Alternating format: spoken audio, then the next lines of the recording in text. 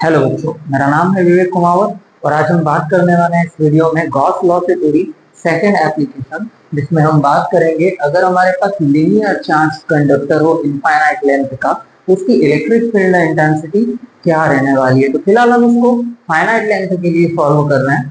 अगर मैं यहाँ पर कंसिडर करूँ कि हमारे पास एक चार्ज लीनियर चार्ज कंडक्टर है जिसकी लेंथ हम यहाँ पर कंसिडर कर रहे हैं स्मॉल एल। अब अगर हम बात करें small L length charge conductor के बारे में, तो इसमें जो टोटल चार्ज प्रेजेंट है वो चार्ज का नंबर मैं यहाँ पर लिख रहा हूँ स्मॉल क्यू चार्ज फिलहाल प्रेजेंट है। लेकिन हम जो है बाय इंटीग्रेशन हम इसे सॉल्व करने वाले हैं। तो फिलहाल मैं क्या कर रहा हूँ, एक इसकी इनफाइनाइटेसिमल लेंथ ले रहा हूँ और वो लेंथ हो जाएगी डीएल। तो फिलहाल हम क्या कर रहे हैं, इस डीएल लेंथ के इस वायर में अगर चार्ज टोटल चार्ज Q हो तो इस इनफाइनाइटेसिमल लेंथ की चार्ज इसमें इनफाइनाइटेसिमल लेंथ पर जो चार्ज प्रेजेंट होंगे वो चार्ज होंगे dQ। अब आगे के बारे में अगर हम बात करें तो मुझे क्या करना पड़ेगा, इस चार्ज को बाउंड करना पड़ेगा गॉसियन सरफेस से। और बायसिमेट्रिकल अगर हम देखने की कोशिश करें तो जो हम गॉसियन सरफेस यहाँ पर ड्रॉ करने वाले हैं वो गॉसियन सरफेस जो रहेगी वो सिलेंड्रिकल शेप में रहेगी। तो देखिए मैं एक सिलेंड्रिकल गॉसियन सरफेस जो है यहाँ पर ड्रॉ करने वाला हूँ कुछ इस तरीके से। तो जनरल अगर हम बात करें चार्ज डिस्ट्रीब्यूशन की, अगर हम बात करें यहाँ पर, तो जो हमारा चार्ज डिस्ट्रीब्यूशन है वो लीनियर चार्ज डिस्ट्रीब्यूशन है। मतलब यहाँ पर जो चार्ज डेंसिटी होगी, लीनियर चार्ज डेंसिटी हमारे कंडक्टर की हमारे लीनियर कंडक्टर की वो होगी प्लस लेमडा, क्योंकि यहाँ पर जो चार्ज हम कंसिडर कर रहे हैं पॉजिटिव चार्ज। अब होगा क्या, यहाँ पर जो चार्ज इस कंडक्टर पर प्रेजेंट है वो अपने चारों तरफ इलेक्ट्रिक फील्ड को जनरेट करेंगे। तो फिलहाल अगर हम देखने की कोशिश करें तो जो इलेक्ट्रिक फील्ड की डायरेक्शन है वो कुछ इस तरीके से रहने वाली है यहाँ पर इस कंडक्टर के लिए, जो इस गॉसियन सरफेस पर कुछ इस तरीके से लिंक होती हुई दिखाई दे रही है। ऐसे कैसे नीचे की तरफ रहेगी। लेकिन फिलहाल अगर हम बात करें तो जैसे ये सिलेंडर है तो सिलेंडर की सरफेस जो रहती है कर्व सरफेस रहती है। तो फिलहाल मैं एक ही पॉइंट पर यहाँ पर इलेक्ट्रिक फील्ड ले रहा हूँ, एक ही डायरेक्शन में ले रहा हूँ, वो जो कुछ इस तरीके से है, ये हमारी इलेक्ट्रिक फील्ड है। अब अगर हम बात करें इस सिलेंड्रिकल सरफेस की, तो ये सिलेंड्रिकल सरफेस जो है ये गॉसियन सरफेस तीन अलग अलग सरफेस से मिलकर बनी है। तो पहले तो अगर गौर करने की बात है वो ये कि यहाँ पर ये जो सरफेस है ये सर्कुलर सरफेस है और सिलेंडर में ऐसी दो सर्कुलर सरफेस आ रही है और एक जो है वो कर्व सरफेस है, वो कुछ इस तरीके से रहने वाली है। स्पैन की अगर हम देखने की कोशिश करें, ये वाली सरफेस को हम बोल रहे हैं कर्व सरफेस, तो जो सिलेंड्रिकल शेप में रहेगी। अब अगर हम देखने की कोशिश करें तो फिलहाल हमें क्या करना है, इलेक्ट्रिक फील्ड की डायरेक्शन तो हमने ले ली है। अब अगर मान लें कि कोई चार्ज है और उसकी इलेक्ट्रिक फील्ड डायरेक्शन कुछ ऐसी हो या कुछ ऐसी हो जैसे हम बनाते हैं, तो अगर हम इनका एडिशन भी करेंगे, वेक्टर एडिशन, तो इन दोनों का मिलकर फाइनल जो रिजल्ट होगा वो यही इसी डायरेक्शन में रहने वाला है हमारी इलेक्ट्रिक फील्ड का। तो अब हम क्या कर रहे हैं, जो हमारी सरफेस है, तो हमारे पास तीन सरफेस है जिसमें दो सरफेस हमारी सर्कुलर है और एक सरफेस जो है वो कर्व सरफेस है। तो इनका हम एरिया लेते हैं, स्मॉल एरिया, और उसकी डायरेक्शन देखते हैं। और अब हम देखेंगे इलेक्ट्रिक फील्ड और डायरेक्शन के बीच में एंगल क्या बन रहा है। तो फिलहाल अगर मैं बात करूं इस कर्व सरफेस की, तो इस कर्व सरफेस का मैं एक स्मॉल एरिया ले रहा हूं। ये हमारा कर्व सरफेस का स्मॉल एरिया है जिसकी डायरेक्शन इस सरफेस के नॉर्मल कुछ इस तरीके से रहने वाली है। ये हमारी डायरेक्शन हो गई है एरिया की। लेकिन हमारे पास दो सरफेस और है जो सर्कुलर सरफेस है, तो यहां पर हम क्या कर रहे हैं, इस सर्कुलर सरफेस का भी एक छोटा सा एरिया ले रहे हैं, तो जिसकी डायरेक्शन जो रहेगी इस सरफेस के नॉर्मल रहेगी। डायरेक्शन हमेशा उसी तरफ लेना है जिस साइड से हम उस सरफेस को देख सकते हैं। ऐसा नहीं कि आप ये डायरेक्शन को अंदर की तरफ ले लेना, जिस सरफेस को जिस तरफ से हम देख सकते हैं उसी तरफ से डायरेक्शन लेना है। ये एक कंसाइन कन्वेंशन है डायरेक्शन लेने का इलेक्ट्रिक फील्ड लाइंस का, इलेक्ट्रिक फ्लक्स का। ऐसे कैसे मैं यहाँ पर भी एक स्मॉल एरिया ले रहा हूँ हमारी सर्कुलर सरफेस का, जिसकी डायरेक्शन जो हो जाएगी वो कुछ इस तरफ हो जाएगी। तो फिलहाल अब हम यहाँ पर क्या कर रहे हैं, गॉस लॉ का यूज करेंगे। गॉस लॉ की जो इक्वेशन है और वही उसी इक्वेशन से हम इस डेरिवेशन को सॉल्व करना शुरू करेंगे। तो हम यूज कर रहे हैं गॉस लॉ का, यूजिंग गॉस लॉ। तो गॉस लॉ से जो हमें फ्लक्स की इक्वेशन मिलती है वो कुछ इस तरीके से मिलती है। जो टोटल फ्लक्स है फाई ई, वो हमें मिलेगा इन सभी सरफेस को इंटीग्रेट करने के बाद। तो फाइनली अगर मैं बात करूं तो जो गॉस लॉ है वो ये बोलता है कि जो क्लोज्ड सरफेस के अंदर प्रेजेंट चार्ज है उनका 1/ε0 टाइम होता है हमारा फ्लक्स जो उस सरफेस से लिंक होता है। तो अब आगे के बारे में अगर हम बात करें तो हम स्मॉल एरिया ले रहे हैं यहाँ पर, तो इस फ्लक्स को मैं लिख रहा हूँ डी फाई ई और इसको मैं क्लोज से यहाँ पर क्या कर रहा हूँ, इंटीग्रेट कर रहा हूँ। अब चूंकि हम बात कर रहे हैं तो हमने जो सरफेस ली है वो अलग अलग टुकड़ों में ली है, तो इसे मैं क्लोज से इंटीग्रेट करना करूंगा नहीं, मैं इन्हें टुकड़ों में ही यहाँ पर इंटीग्रेट करना पसंद करूंगा।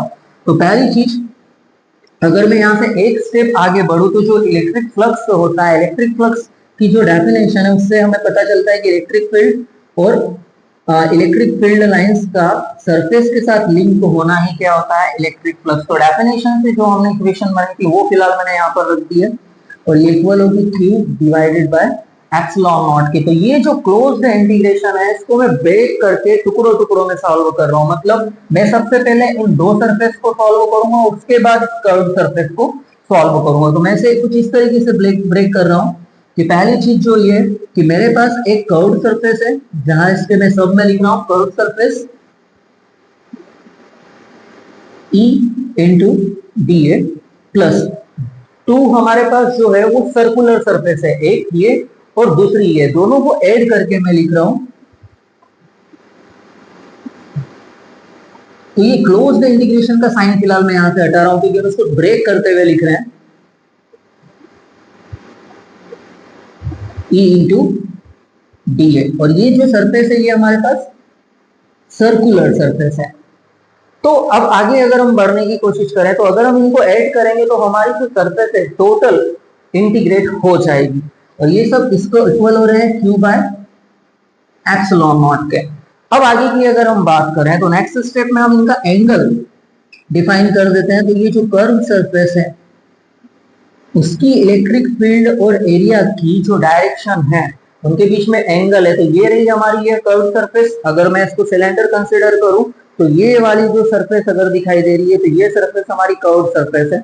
तो कर्व्ड सरफेस का एरिया और इलेक्ट्रिक फील्ड की बात करें तो इनके बीच में जो कॉस एंगल बनेगा वो 0 डिग्री का बनेगा। तो पहले तो हम इसे इनको एंगल के साथ लिख देते हैं डायरेक्शन को हटाते हुए,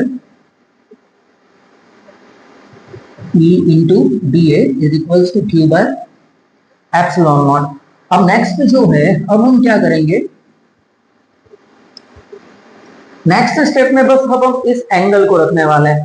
तो कर्व्ड सरफेस के लिए अगर मैं यहाँ पर बात करूं तो कर्व्ड सरफेस पर इलेक्ट्रिक फील्ड और एरिया इनके बीच का जो एंगल है वो 0 डिग्री। क्यों? क्योंकि इलेक्ट्रिक फील्ड और एरिया इन दोनों के बीच की अगर हम बात करें तो ये दोनों एक दूसरे के पैरेलल हैं। अगर हम बात करें तो फिलहाल मैं यहाँ पर इन एंगल को रखने की कोशिश कर रहा हूँ। तो ये कर्व सरफेस जिसको हम कैलकुलेट कर रहे हैं E इंटू डी ए और इनके बीच का जो एंगल है वो 0 डिग्री है, प्लस 2 हमारे पास सर्कुलर सरफेस है E इंटू डी ए। अब सर्कुलर सरफेस को अगर मैं देखने की कोशिश करूं, मैं कुछ इस तरीके से अगर एक्सटेंड कर दूं तो मुझे दिख रहा है यहाँ पर कि जो सर्कुलर सरफेस का एरिया हमारी इलेक्ट्रिक फील्ड के साथ 90 डिग्री का एंगल बना रहा है। और ऐसे ही इसे भी मैं अगर एक्सटेंड कर दूं तो यहाँ पर भी हमें दिख रहा है कि इन दोनों के बीच का जो एंगल है इलेक्ट्रिक फील्ड और हमारे एरिया के बीच का वो 90 डिग्री है। तो यहाँ पर मैं एंगल को रख रहा हूँ इनके कोसाइन एंगल को जो कि है 90 डिग्री। अब आगे की अगर मैं बात करूँ तो cos 0 डिग्री की जो वैल्यू हो जाती है वो हो जाती है 1 और cos 90 डिग्री की वैल्यू हो जाती है 0। अब इन वैल्यू को मैं जैसे ही यहाँ पर पुट करूंगा तो इक्वल में फिलहाल हम बात करें तो इक्वल में हमारा चल रहा है Q by epsilon naught time. ठीक है, वैल्यू में फिर से लिख देता हूँ कि cos 0 डिग्री इक्वल होता है 1 के और cos 90 डिग्री जो है वो इक्वल होता है 0 के। अब मैं यहाँ पर फाइनली इस वैल्यू को रखने वाला हूँ। तो जो कर्व सरफेस जो हमारी चल रही है E इंटू डी ए प्लस, तो cos 0 की वैल्यू 1 है तो 1 का इसके साथ मल्टीप्लाई हो गया प्लस 2। हमारे पास सर्कुलर सरफेस भी है लेकिन इनका बीच का एंगल 90 डिग्री है। तो इसका मतलब क्या हो रहा है कि हमारे एरिया के साथ अगर हम गोल से तो इनका जब हम जीरो वैल्यू रख के प्रोडक्ट करेंगे तो फाइनली जो वैल्यू यहाँ से निकल के आएगी वो निकलेगी जीरो। अगर हम डायग्राम को देखें तो भी हमें समझ में आ रहा है कि इन दोनों सरफेस से कोई भी इलेक्ट्रिक फील्ड लाइन पास हो नहीं रही है, मतलब इन दोनों सरफेस से लिंक्ड इलेक्ट्रिक फ्लक्स जो रहेगा वो जीरो हो जाएगा। तो फाइनली हमारे पास एक इक्वेशन बच रही है ये। तो अब मैं इस कर्व को ना लिखते हुए फाइनली इसे ही लिखना शुरू करूं, E into D is equals to Q by epsilon naught time. अब आगे की अगर हम बात करें तो इलेक्ट्रिक फील्ड को इंटीग्रेट हम नहीं कर रहे हैं, तो यह इंटीग्रेशन से बाहर हो जाएगा और हम इंटीग्रेट कर रहे हैं सिर्फ एरिया को। तो उसे अब हम नेक्स्ट स्टेप में यहाँ पर इंटीग्रेट करना शुरू करेंगे। तो हमारे पास जो सरफेस बच रही है वो कर्व सरफेस बच रही है, मतलब सिलेंड्रिकल सरफेस बच रही है। अगर मैंने यहाँ पर लेंथ एल ली है और अगर मैं बात करूं इस सिलेंडर की जो कर्व सरफेस है इसका रेडियस अगर स्मॉल आर है तो उस केस में सिलेंडर का जो एरिया है उसका फॉर्मूला हो जाएगा एरिया ऑफ सिलेंडर, जो हो जाएगा 2 पाई आर एल। तो हम जो रेडियस कंसीडर कर रहे हैं वो स्मॉल आर कर रहे हैं और इसकी लेंथ हम स्मॉल आर एल लेकर चल रहे हैं। तो ये जो डीए है फाइनली इंटीग्रेट होकर हमारा एरिया बन जाएगा सिलेंडर का और उसकी वैल्यू है 2 पाई आर एल। तो फाइनली मैं इस वैल्यू को यहाँ पर पुट कर रहा हूँ, जो हो जाएगी E into 2 pi r L equal to Q by epsilon naught time. अब फाइनली अगर हम बात करें तो हमारे पास अगर इनफाइनाइट लेंथ का चार्ज कंडक्टर है और हमें अगर नहीं पता है कि टोटल चार्ज कितना है तो हम क्या करते हैं लीनियर चार्ज डेंसिटी की हेल्प से उसे सॉल्व करने की कोशिश करेंगे। तो हम पहले ही कंसिडर कर चुके हैं कि यहाँ पर linear charge density positive charge हमने कंसिडर किया, इसलिए लीनियर चार्ज डेंसिटी पॉजिटिव है, उसको हम लैम्डा साइन से रिप्रेजेंट करते हैं। लीनियर चार्ज डेंसिटी की अगर मैं बात करूं तो लीनियर चार्ज डेंसिटी होती है, इसे हम लैम्डा से रिप्रेजेंट करते हैं और लीनियर चार्ज डेंसिटी होती है चार्ज बाय एरिया। तो यहाँ पर मैंने ले लिया है सॉरी चार्ज बाय लेंथ, क्योंकि ये एक लीनियर कंडक्टर है तो लीनियर चार्ज डेंसिटी का फॉर्मूला होता है चार्ज डिवाइडेड बाय लेंथ।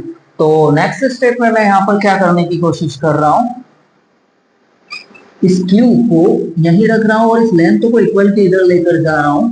तो ये लेंथ जो है इस लेमडा चार्ज डेंसिटी के साथ मल्टीप्लाई हो जाएगा। तो नेक्स्ट स्टेप में मैं चार्ज के वैल्यू को लेमडा इंटू एल के साथ रिप्लेस कर दूंगा।